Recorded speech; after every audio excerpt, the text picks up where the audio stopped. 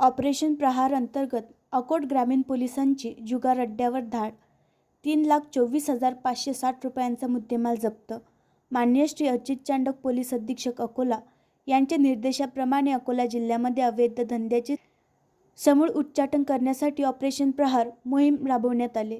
दिनांक 26 जुलै 2025 रोजी अकोट ग्रामीण पोलिसांना माहिती मिळाली की अकोट बोर्डी रोडवरील अब्दुल सलीम अब्दुल जलील यांच्या शेतालगत असलेल्या खोपडीजवळील झाडाखाली काही इसम पैशाच्या हार्जीतवर जुगार खेळत आहे.